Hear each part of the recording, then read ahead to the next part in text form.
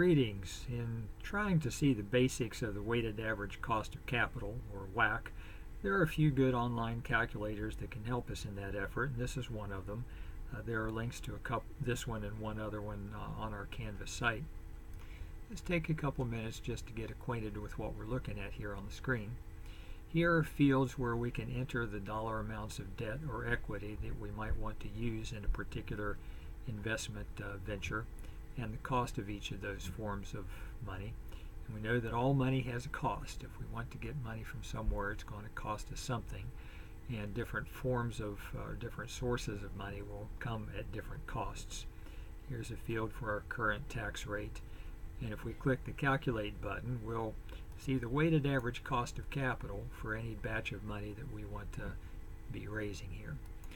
So let's say we're going to undertake a project that costs $10,000 and we choose to fund it by issuing new stock. And after we've done our calculations, we come up with a cost of 10% for that stock, and we're in a 20% tax rate. When we click the calculate button, we see that our weighted average cost of capital is 10%, which is not too surprising because the only batch of money we have is costing us 10%, and we get no tax break from issuing stock. Let's say instead of issuing stock, we want to raise the money by borrowing it all, going the debt route. Maybe we issue some new bonds, and before tax, the interest cost on that to us is 10%. And when we calculate our weighted average cost of capital now, it says 8%. Well, how did that happen? Well, all during the year we're paying 10% interest cost on this money we borrowed. But for business purposes, that interest expense is tax deductible. And so we save 20% of it when we count it, when we lower our taxable income by that amount. And it lowers our average cost of capital down to 8%. Well, as another alternative, let's say we go half and half equity and half debt financing. Well, what's the cost of this? We know that the cost of debt from what we just saw was 8% and the cost of equity was 10%. And so if we're going half and half, 10% and 8%, probably the average cost is going to be right there in the middle at 9%. So let's see. Yep, there it is, 9%.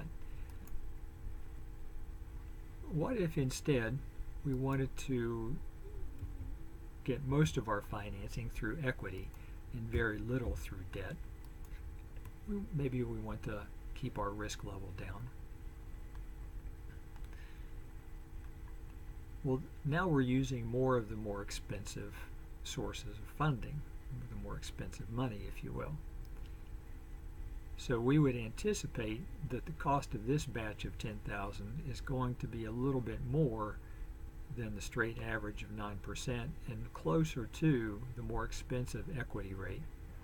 We click the calculate button, and sure enough, there's our weighted average cost of capital at 9.8%, closer to the 10% that is the cost of equity rather than the 8%, which is the after-tax cost of debt. Well, let's just use more debt since it's lower cost and see what it ends up being. We would anticipate now that the average cost of this batch of 10,000 would be closer to the cost of debt because in this example, debt has more weight in the calculation.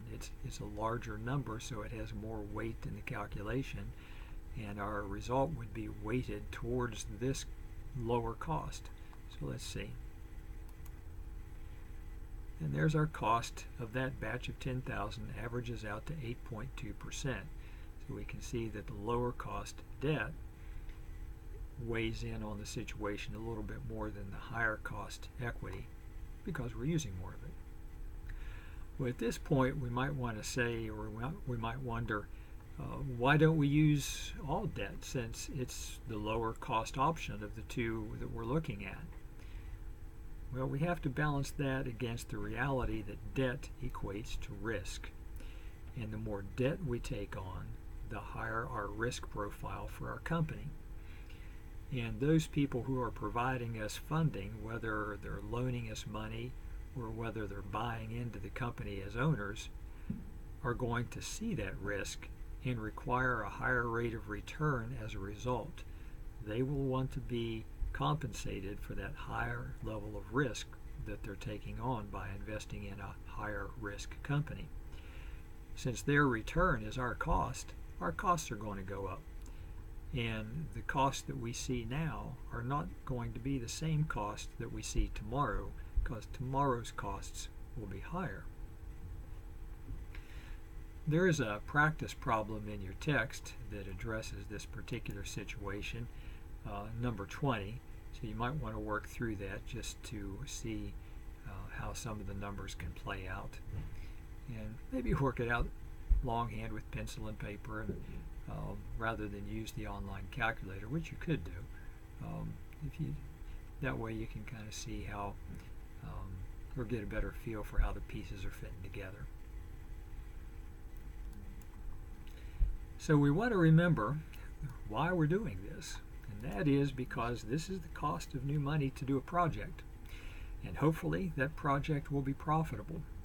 But we'll only know whether or not it is anticipated to be profitable if we can compare the returns of that project to the costs of doing it. And if the returns are greater than the cost, well, it's profitable and we would do it.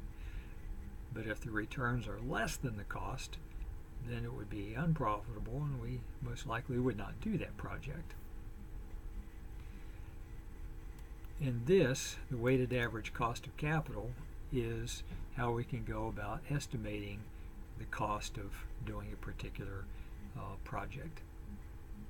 So, hope that helps.